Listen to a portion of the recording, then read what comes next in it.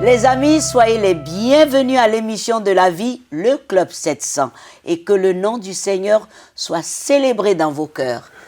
Dans ton cœur aussi, pasteur, comme d'habitude. Et dans le tien, Massi. Merci. Et c'est vraiment un plaisir d'être là avec toi dans cette émission du Club 700. Merci. Et les amis sont contents. Oui. Pour vous servir, je suis le pasteur Raymond Kofi.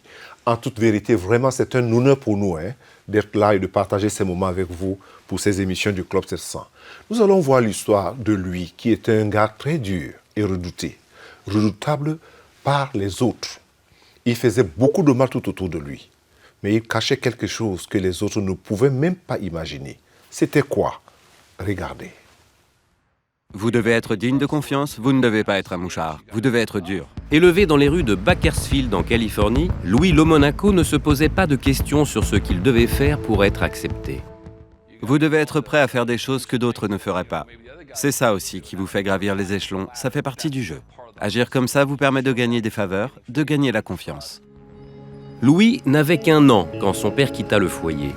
Arrivé à l'âge du lycée, il avait déjà eu plusieurs beaux-pères, mais aucun n'avait montré d'affection à ce garçon qui avait tant besoin d'un père.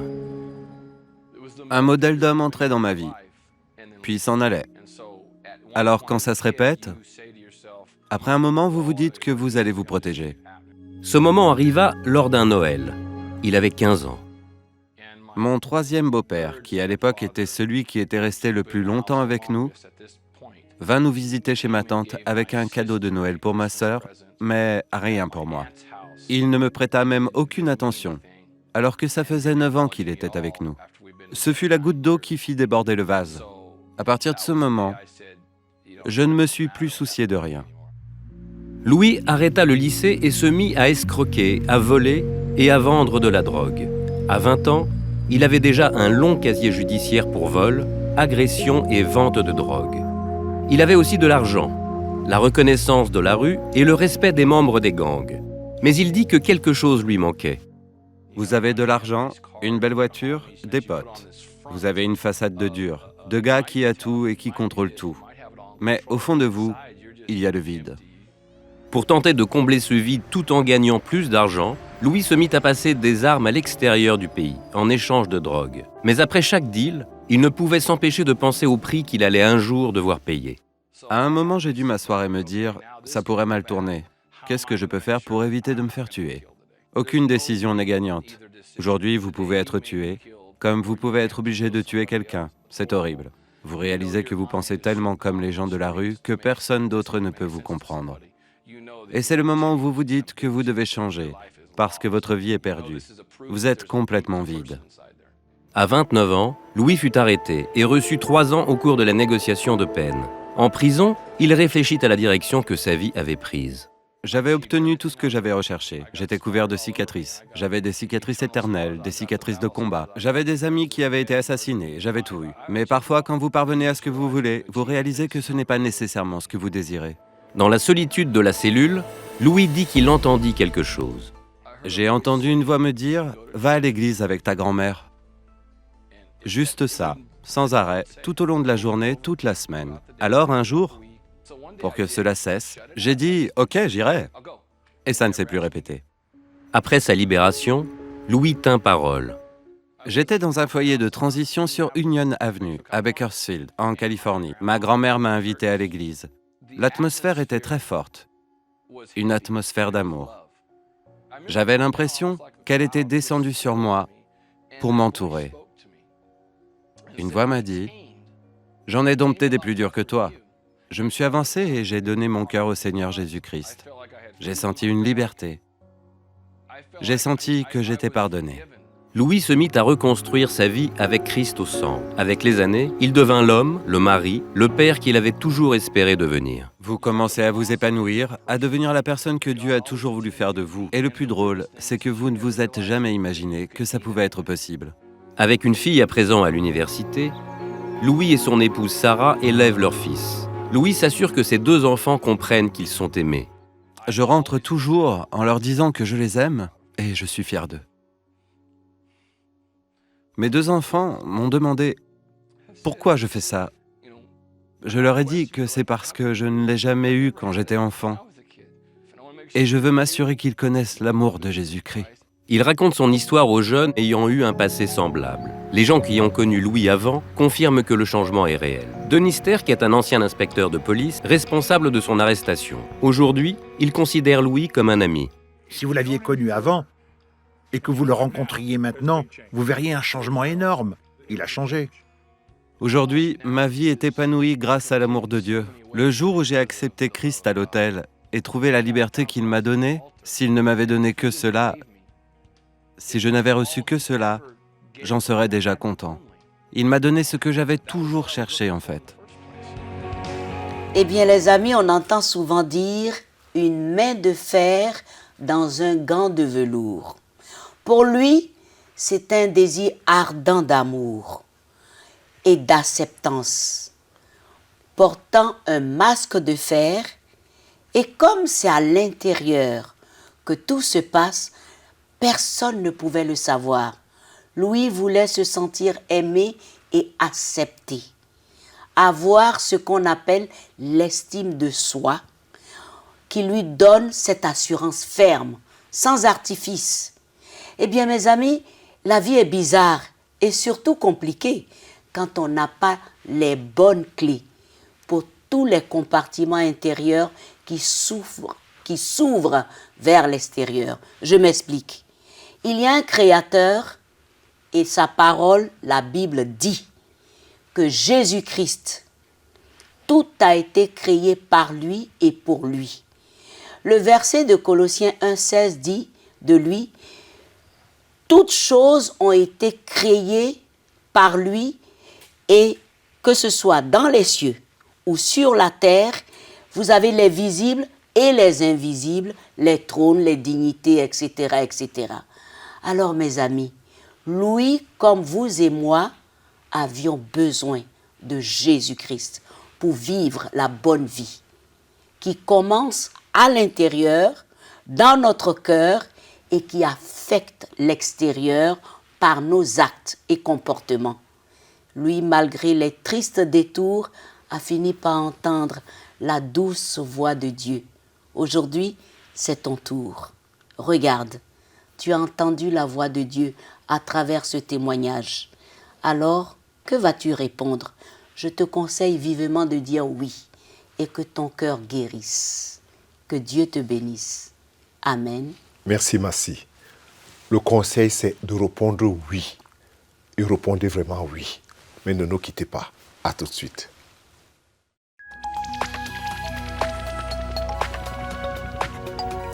Si vous avez des questions spirituelles, des besoins de prière ou même si vous avez besoin de conseils, n'hésitez pas à nous contacter aujourd'hui à cette adresse ou au numéro suivant. Nos conseillers sont là pour vous aider. N'oubliez pas, nous sommes là pour vous.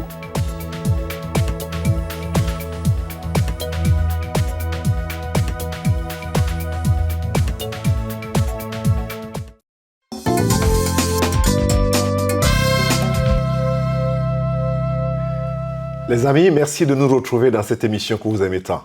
Et toujours avec votre ami que vous aimez aussi beaucoup, le pasteur Luc Henris. Encore pasteur. Merci beaucoup. Ça va bien. Oui, oui. Alors, nous avons toujours ce même sujet, hein? Oui. Le sionisme.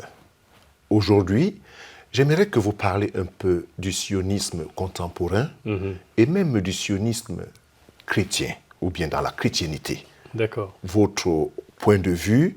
Et dans l'histoire, les gens aimeraient connaître les détails de cela. D'accord.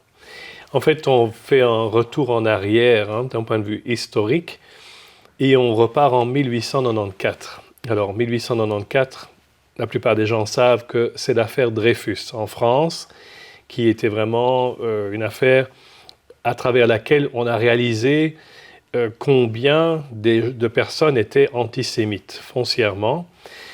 Et ça a fait tout un scandale, évidemment, dans toute l'Europe. Il y a un journaliste autrichien qui s'appelle Theodor Herzl, qui a été envoyé comme correspondant à Paris, justement, pour couvrir cette affaire. Et ce Theodor Herzl, qui était lui-même juif, voit donc la façon dont le capitaine Dreyfus était maltraité, et on l'a finalement condamné alors qu'il était innocent. Et il voit tout cela et il se dit, finalement, en repensant à toutes les persécutions que les Juifs avaient déjà subies à travers les siècles, il se dit, nous les Juifs, nous ne sommes acceptés dans aucun pays au monde. Il faudrait donc que nous puissions avoir notre propre pays. Et c'est ainsi qu'en 1896, il va écrire un livre qui s'intitule Der Judenstaat, qui veut dire l'État juif. C'est intéressant parce que cet homme, en fait, n'était pas du tout religieux. On ne peut pas dire que Theodor Herzl était un juif pratiquant, ou qu'il lisait la Bible, ou qu'il allait à la synagogue. Ce n'est pas le cas. Et à d'autant plus forte raison, on voit que Dieu va utiliser cet homme en dépit du fait que lui-même n'était pas croyant. Donc il va écrire ce livre. Et un peu plus tard, 1 an ou 2 plus tard, après avoir lu ce livre, un pasteur britannique du nom de William Heschler, qui est né en janvier 1845 et il va décéder en janvier 1935, et ce pasteur va lire ce livre et il va comprendre que ce Theodor Herzl a été choisi par Dieu pour accomplir les anciennes prophéties concernant le retour des Juifs à Sion. Et donc il va se mettre en rapport avec Theodor Herzl et il va déclarer ceci. Selon la Bible, les Juifs doivent retourner en Palestine. Par conséquent, je viens en aide à ce mouvement en tant que chrétien, pleinement conscient de la vérité de la Bible.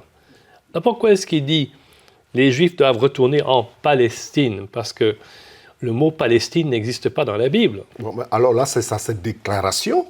Tout à fait. Oui. Je viens de citer textuellement ce qu'il a dit, mais il faut savoir qu'à l'époque, donc à la fin des années 1800, Israël, on l'appelait la Palestine. Donc les Juifs qui habitaient là en Israël à l'époque, ils s'appelaient eux-mêmes des Palestiniens. Intéressant. Et donc aujourd'hui, on parle toujours des Palestiniens en pensant aux Arabes, mais à l'époque, donc jusqu'en 1948, Israël, c'était la Palestine. Ce mot avait été donné en 135 après Jésus-Christ par les Romains qui voulaient abolir, anéantir le nom d'Israël. Comme on le voit d'ailleurs dans la Bible, dans le psaume 83, il est mentionné « Anéantissons ce peuple » et qu'Israël n'existe plus. Et en tout cas, ce pasteur Heschler réalise que ce Theodor Herzl est en quelque sorte un instrument de Dieu pour accomplir ses prophéties. Et ensemble, ils vont organiser ce qui va être appelé le congrès sioniste. Et ça va se passer à Bâle, en Suisse, en 1897. Et c'est intéressant de savoir que Henri Dunant, le fondateur de la Croix-Rouge, bien connu, était là, dans cette salle, en 1897. Cette salle existe encore aujourd'hui, d'ailleurs, j'ai été la voir, il n'y a pas tellement longtemps, quand j'étais en Suisse. Et donc, ce Henri Dunant, fondateur de la Croix-Rouge, qui était aussi lui-même protestant, un chrétien, né de nouveau, a participé et soutenait aussi ce mouvement sioniste.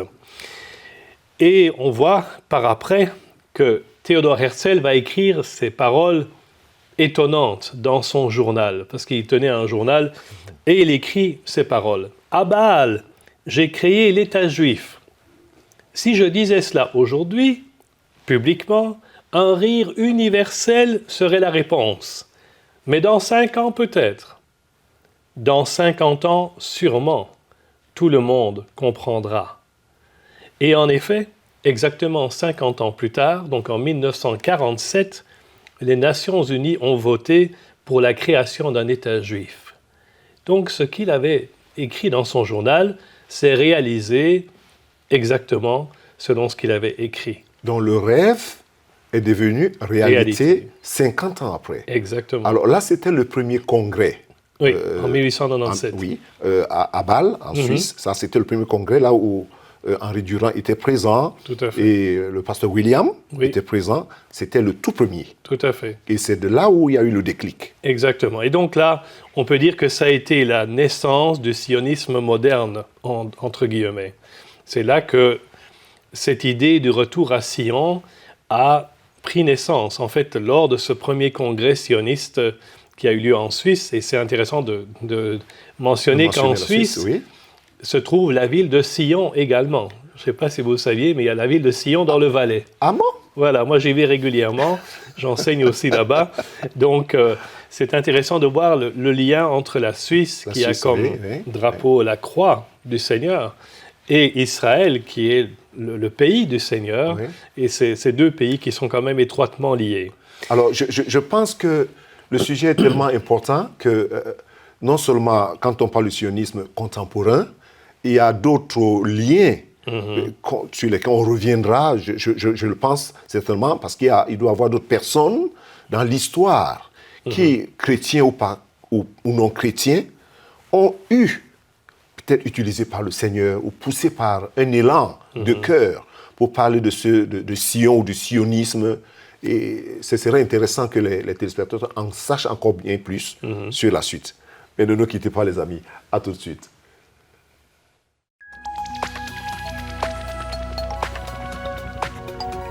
Si vous avez des questions spirituelles, des besoins de prière ou même si vous avez besoin de conseils, n'hésitez pas à nous contacter aujourd'hui à cette adresse ou au numéro suivant. Nos conseillers sont là pour vous aider. N'oubliez pas, nous sommes là pour vous.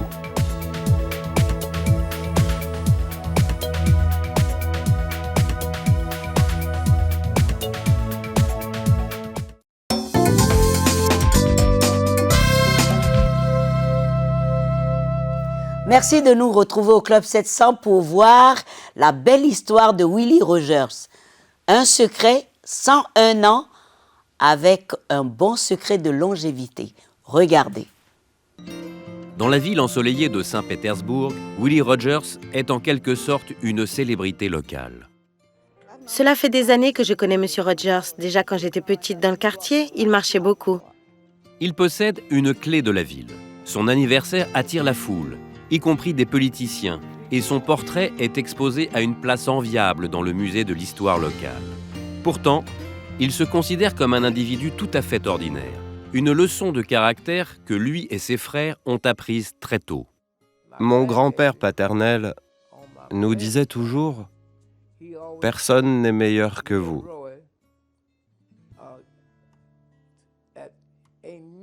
Et vous n'êtes pas meilleur que quiconque.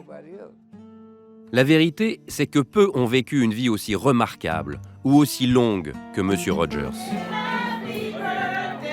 Le mois passé, sa famille et ses amis lui ont organisé une fête surprise pour célébrer son 101e anniversaire. Je l'ignorais complètement. Je pensais juste qu'on allait à Mulberry voir ma sœur. Sa longévité est familiale. Sa sœur la plus jeune, qui est encore vivante, Gertrude, a 92 ans. L'âge ne ralentit pas ce super senior. Il vit chez lui tout seul. Fait travailler son cerveau par des lectures bibliques quotidiennes et se déplace encore très bien. Chaque dimanche, M. Rogers marche près de 2 pâtés de maison pour se rendre au culte ici, dans l'église historique de Bethel, AME. M. Rogers est résident de Saint-Pétersbourg depuis plus de 70 ans et il a été membre de cette assemblée depuis presque aussi longtemps. Un de mes mentors, qui est maintenant auprès du Seigneur, disait « Oh, cette église! Monsieur Rogers va dans cette église !» Au cours de sa vie, il a été témoin de beaucoup de changements. Il est né durant la Première Guerre mondiale, 6 ans avant que les femmes puissent voter, lorsque la population en Amérique était le tiers de ce qu'elle est actuellement. Il a aussi aidé à apporter le changement, en servant son pays lors de la Seconde Guerre mondiale, dans la fameuse unité de pilotes militaires exclusivement afro-américaine des Tuskegee Airmen. J'ai d'abord servi dans l'armée de terre pendant environ 4 mois. Puis il fut transféré dans l'armée de l'air et déployé au combat. Je n'ai jamais été pilote. On me confiait d'autres tâches. Lors d'une mission en Italie, il fut coincé sous le feu de l'ennemi et blessé à l'estomac par des balles allemandes. J'avais dit, de toute manière, nous allons nous faire tuer. Mais je ne veux pas mourir comme un lâche. Je m'en vais d'ici. Et il s'en sortit.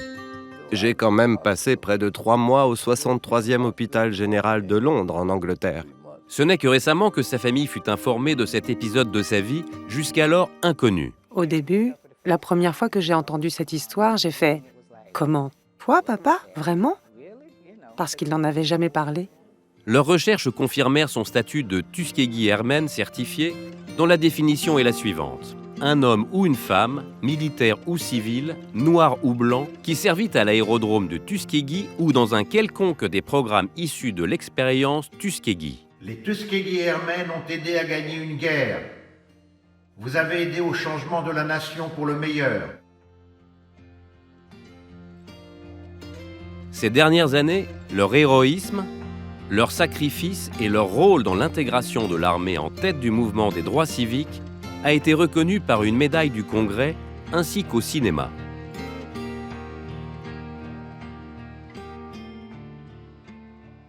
Je considère qu'il représente tous ceux qui sont partis avant lui et qui n'ont pas eu la chance de recevoir cette reconnaissance. Mais que pense M. Rogers de cette attention ? Je l'apprécie beaucoup, mais je préfère parler à mon Père céleste et essayer de vivre une vie chrétienne. À 101 ans, il donne encore des leçons de vie. Il est très généreux. La leçon que j'apprends avec lui, c'est la générosité. Depuis le peu de temps que je suis son pasteur, il m'a déjà enseigné à avoir plus de révérence pour les gens. Son amour pour le Seigneur et les gens motive beaucoup nos jeunes.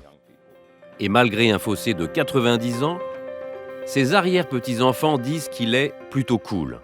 Grand-père, je l'appelle grand-père. Je pense que c'est quelqu'un d'amusant. Je suis très fière de grand-père pour tout ce qu'il a fait pour les États-Unis d'Amérique et pour l'armée. Mais quel est le secret d'une telle longévité ? À cela, il répond « C'est aimer Dieu et vivre selon la règle d'or. » Encore en forme, il attend ses 102 ans de pied ferme.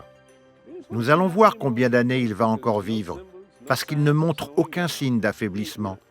Il ne fait qu'avancer, et nous devons essayer de le suivre.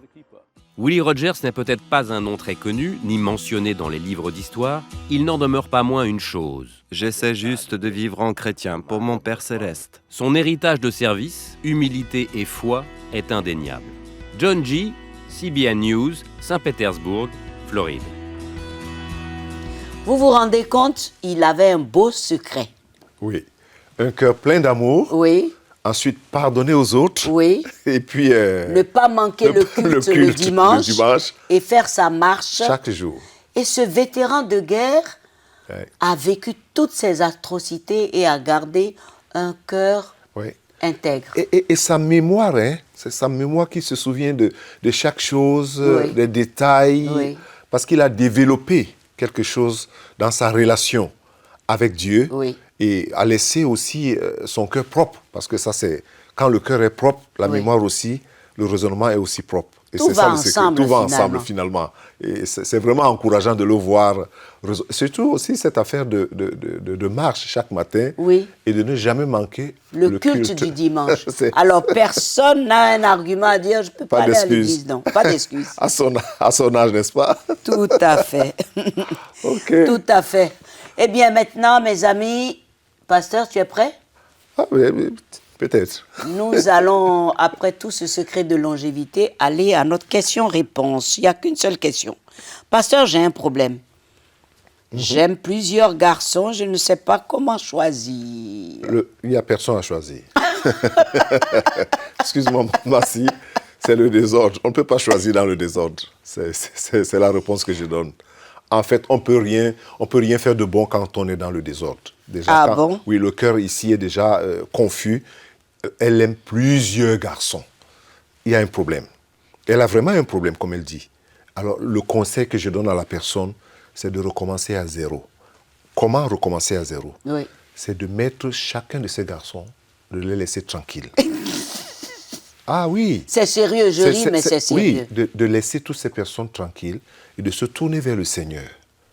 Les gens doivent tirer leur solution, leur réponse avec le Seigneur.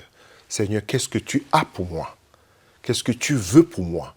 Et reconnaître que son cœur est emballé dans la convoitise. Et puis quand tu aimes plusieurs garçons comme ça voudrait dire qu'il y a de l'instabilité intérieure. Alors la personne a besoin d'une visitation, de la guérison du Seigneur dans son cœur pour être plus calme et attendre devant le Seigneur. C'est le désordre. C'est pour cela que je disais, qu'on ne peut pas choisir dans ce désordre, dire que j'aime plusieurs garçons. Finalement, on n'aime personne. C'est la confusion. Il ne peut pas faire des bons choix étant dans la confusion. Et personne ne peut le faire d'ailleurs. Oui. Merci. Pasteur, merci. Allons voir maintenant en Inde comment la petite Esther a eu une vision de Jésus grâce à Superbook. Eh oui, regardons. Esther avait 5 ans lorsqu'elle regarda Superbook pour la première fois. Son père l'avait trouvé sur une chaîne YouTube tandis qu'il cherchait des programmes chrétiens sur Internet à Bombay en Inde. Dans une des histoires, Esther vit combien Satan et le péché ont corrompu le monde entier. Elle vit aussi qu'il y avait de l'espoir en celui dans lequel elle ne croyait pas encore, Jésus-Christ. Si nous pardonnons aux autres, Dieu nous pardonne. Et c'est bon pour nous. Près d'un mois après avoir regardé cette histoire, Esther fêta ses 6 ans. Ses cousins lui chantèrent un chant en hindi. Ne comprenant que l'anglais, elle crut qu'il se moquait d'elle. Elle alla se coucher en colère, ignorant que Dieu allait lui donner un cadeau très spécial. J'étais tout à fait endormie quand j'ai eu une vision. J'ai vu les personnages de Superbook. Le diable était là et il voulait me maudire. Je ne vais pas laisser Dieu avoir celle-là aussi. Satan rendait mon cœur noir. Alors j'ai prié Dieu pour lui demander d'enlever mon cœur noir et de me donner un nouveau cœur. Un arc-en-ciel sortit de son cœur et recouvrit son corps. Puis j'ai vu que Jésus entrait dans mon cœur pour y rester éternellement. Quand Esther se réveilla, elle eut la certitude que Jésus est Dieu et qu'il lui avait pardonné ses péchés. Elle alla immédiatement demander pardon à ses cousins de s'être mise en colère durant la fête. Après cette vision, mon cœur a changé. Il est devenu nouveau. Tout a changé. Tout devenait nouveau. À présent, Esther aide sa mère dans l'organisation d'un club Superbook à Bombay qui aide les enfants comme elle à comprendre que Jésus-Christ est le Dieu véritable. Il m'a donné une force. Il m'a donné une puissance. Et j'ai parlé de ma foi à mes amis pour qu'ils en connaissent plus et toujours plus au sujet de Jésus-Christ. Bravo, il n'y a pas de frontière pour la vérité. Et grâce à Superbook, cette petite a pu faire le club de Superbook. En fait, c'est la clé ce que tu dis. Il n'y a pas de frontière pour la vérité. Oui. Elle n'a pas de porte qui soit fermée. En fait, quelqu'un a dit un jour que tu peux refuser tout aux gens, sauf la vérité. Oui. Ah, ça c'est bien dit. Oui, tu n'as pas le droit de refuser la vérité aux gens. Tu peux leur refuser ton argent, ta nourriture, tes habits, ta voiture, ta maison, tout ce que tu veux. Refuse-les cela. Tu es libre. Mais la vérité, tu n'as pas le droit de refuser cela aux gens. Et c'est ce que ce soit Superbook, que ce soit le Club 700, que ce soit d'autres autres émissions chrétiennes qui passent à travers les médias et Facebook et tout ça, c'est pour communiquer la vérité aux gens. Nous n'avons pas le droit de refuser la vérité aux gens, Bassi. Non. Et c'est encourageant. Très encourageant. Et ça se passe en Inde. Voilà. Alors, je vous encourage pour vos dons, pour les tout petits, de continuer la chaîne d'amour et surtout de savoir que Jésus revient bientôt. Donc, n'hésitez pas. Allez sur Facebook, allez sur nos sites, le bureau régional. N'hésitez surtout pas. Pasteur, merci on va beaucoup. dire au revoir et à bientôt.